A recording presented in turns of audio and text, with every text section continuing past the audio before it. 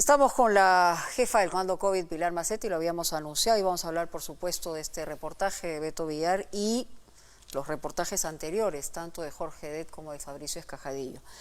Pilar, ¿cómo está? Gracias por estar con nosotros en Punto Final. Al contrario, gracias a ustedes por recibirnos. A ver, ¿por dónde empezamos? Vamos a empezar por el último reportaje. ¿Qué hacemos frente a una empresa como IQ Medical Services, que nos genera una situación entre la vida y la muerte? Es decir, uno llega, espera los ventiladores, no los tienen, el Ministerio de Salud ya ha pagado por lo menos la mitad de ellos y la gente se nos sigue muriendo. Entonces, ¿qué van a hacer ustedes, digamos, como organismo o el Ministerio de Salud? ¿Qué es lo que se puede hacer inicialmente en relación a esta empresa? La parte que tiene que ver con la empresa es muy importante que lo resuelvan los que hacen las adquisiciones. Dentro de los contratos, hasta donde alcanza mi conocimiento, hay una serie de cláusulas que tienen que ver con penalidades y aspectos vinculados al no cumplimiento, como ya nos pasó con las mascarillas N95, que estábamos recibiendo cerca de 400.000, se abrió el container. ¿Cuándo fue eso? Eso fue al principio de todo este problema. Y al interior no habían las mascarillas que nos habían ofrecido, firmadas, soleadas y sacramentadas. ¿De la misma empresa? ¿Okay? Otra empresa. Entonces, ¿y se le ha demandado a esa empresa o no? Por supuesto, se ha tomado una serie de medidas, pero eso no le quita el hecho de que no tenemos las mascarillas. Y ahora, hoy no ¿verdad? tenemos esos ventiladores. Okay. Entonces, ¿qué hacemos? Esos 31 que debieron haber pasado, digamos, por una revisión distinta, porque se dice que la información se le entregó al Ministerio de Salud. Yo creo que aquí hay que analizar bien, con calma, en otro momento, porque este es el momento en donde tenemos que encontrar cómo solucionar el problema de la falta de ventiladores.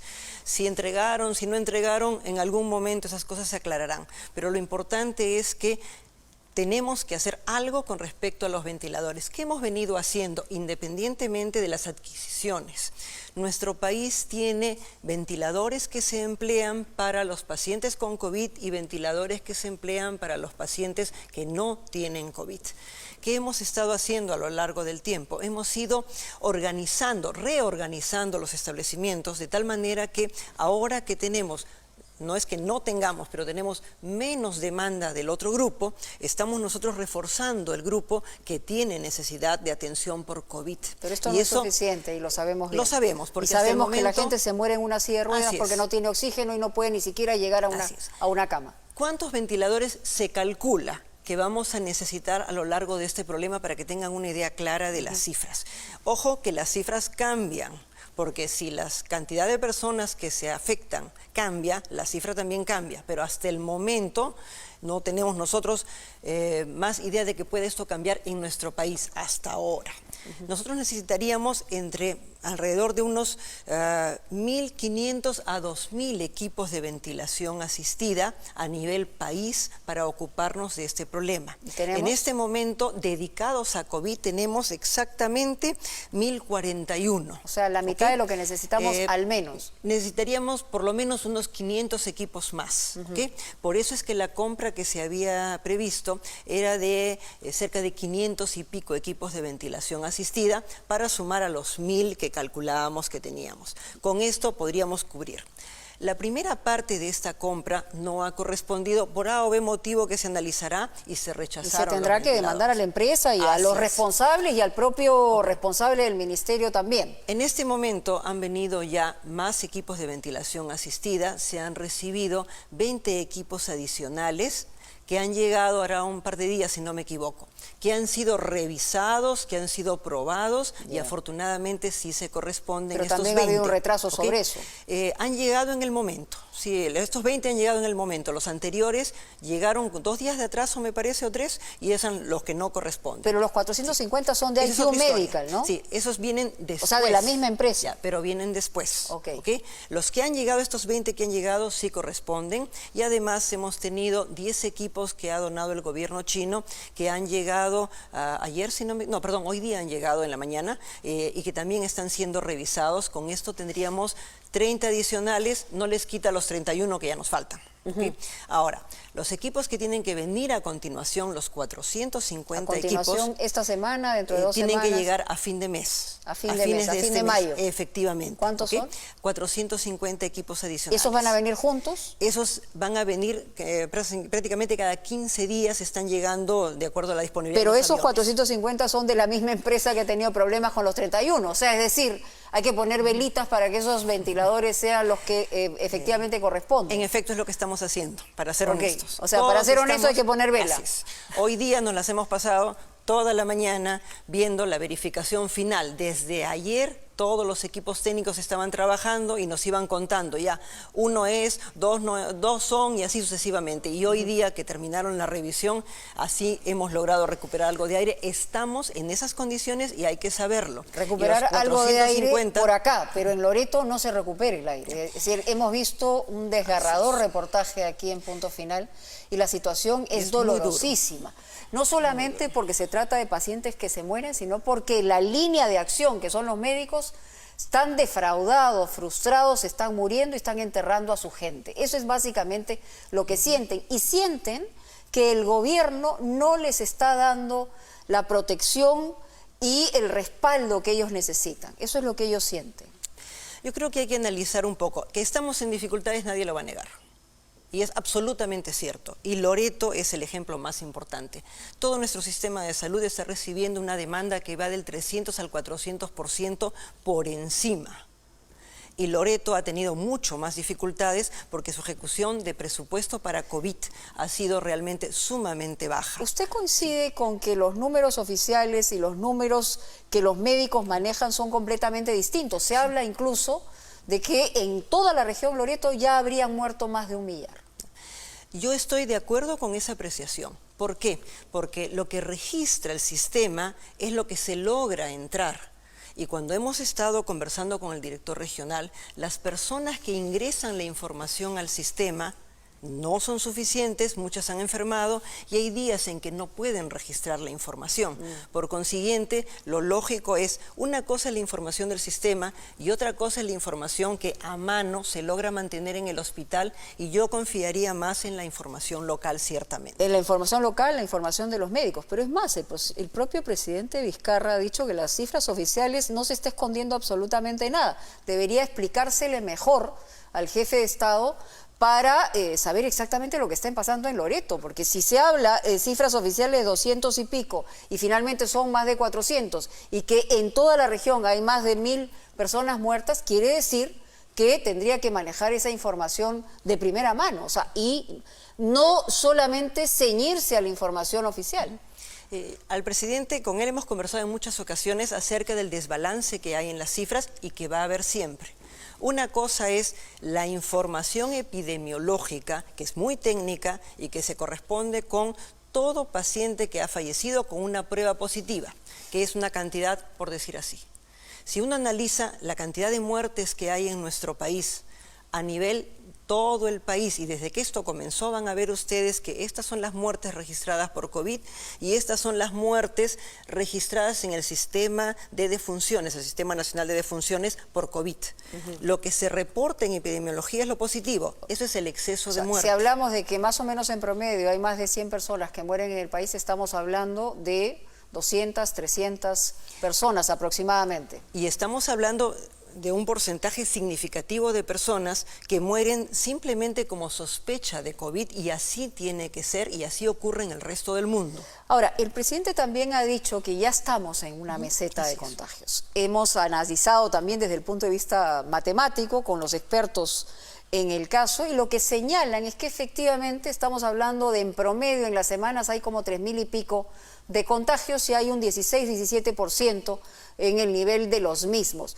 Pero evidentemente todavía no se puede cantar victoria, no que hayamos salido del problema, sino que hayamos llegado al pico donde debemos llegar para comenzar a declinar. El presidente ha dicho muy claramente que estamos llegando a la cima. Pero que lleguemos a la cima no significa que hemos salido del problema, nos da esperanza, nos da una luz. ¿Por qué? Porque estamos en un 14% de pruebas que salen positivas y nos estamos más o menos manteniendo por ahí. ¿Eso significa que estamos bien? De ninguna manera. Pero son las mismas muestras que se hacen diariamente, es decir, 20.000 y pico. Que son, es importante el número, pero no sube el número de muestras diarias, me refiero. Sí, estamos manteniéndonos en relación a la cantidad de equipos que toman muestras. En la medida en que los equipos van aumentando, porque ahora tenemos ya cerca de 400.000 pruebas que han llegado, eso nos va a permitir tener una idea, pero el porcentaje es lo que cuenta. No importa cuánto suban las muestras, tenemos un 14% positivo. Ahora, ¿qué es lo interesante acá? Lo importante es, y todos tienen que tenerlo claro, una cosa es que estemos como país por acá y otra cosa es al interior del país lo heterogéneo del problema. Por ejemplo, y por eso las decisiones tienen que ser diferenciadas, que hasta ahora no lo son tanto en realidad. Recordemos que también hay un ámbito de los gobiernos regionales y los gobiernos regionales toman medidas de acuerdo a su necesidad. Mire, Huancavelica. En Loreto ha sido un desastre el gobierno regional, no sé si usted lo puede ratificar, pero desde el punto de vista nuestro periodístico es un desastre, ¿no? Y eso va de la mano con algunas situaciones que han sentido los propios médicos, que el gobierno no ha estado a la altura con ellos en Loreto.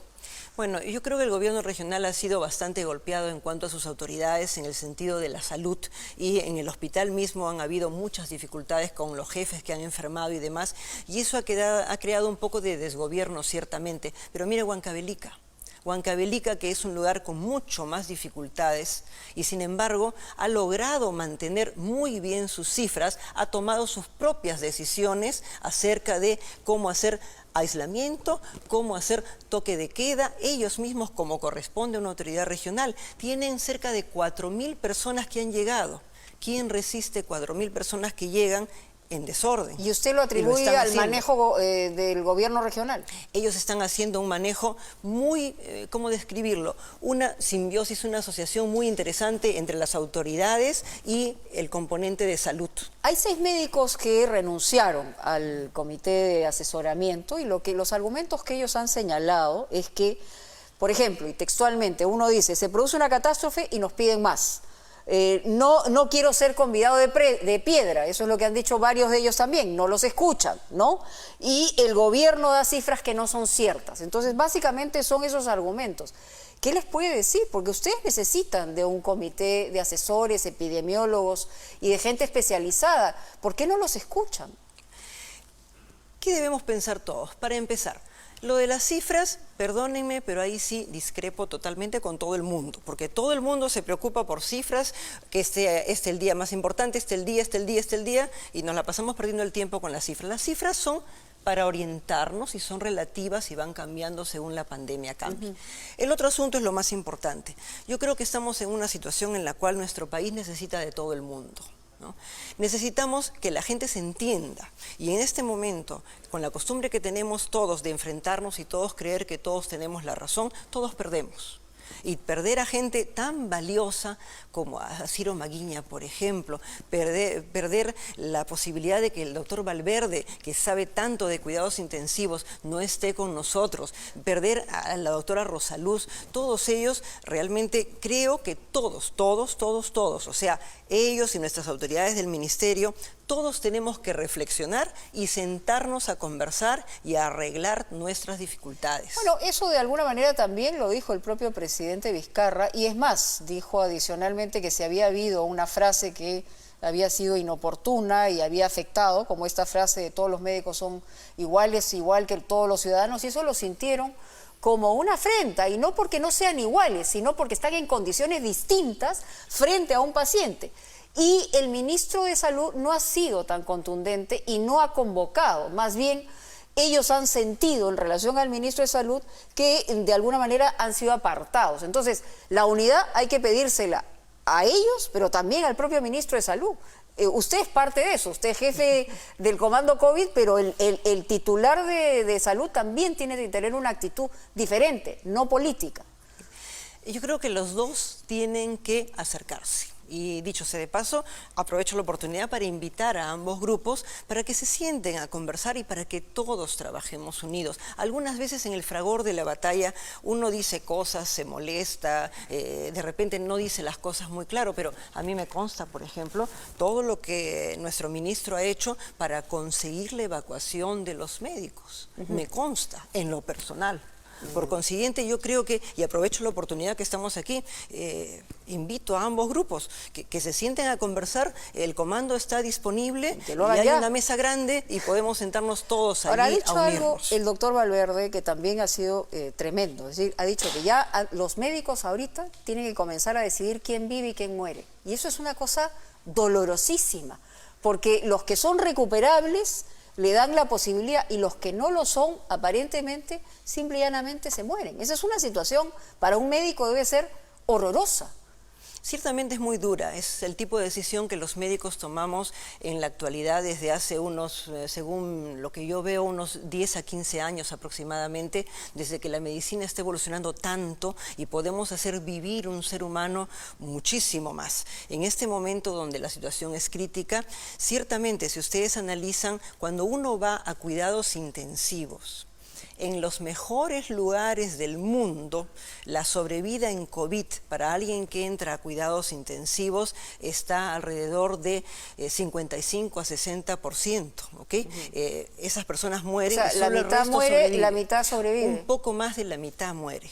En nuestro país, en los hospitales grandes, hemos encontrado una mortalidad de 60% y un 40% de sobrevida. O sea, considerando la dificultad que tenemos, están haciendo lo mejor posible un trabajo, y es real, cuando nosotros tenemos muchos factores en contra, el tener que entrar a una unidad de cuidados intensivos es sumamente duro. Y para muchas cosas hay que tomar a veces decisiones, cuando hay, por ejemplo, hemorragia subaracnoidea. Correcto. Cuando hay infartos, o sea, cerebrales. en fin, es una circunstancia sumamente muy difícil, dura, pero entendible también desde el punto de vista de una persona que siente que no han sido protegidos, que no han tenido las herramientas necesarias, que no tienen ni siquiera, en el caso de Loreto, no tienen oxígeno, la gente se está muriendo, su gente se está muriendo.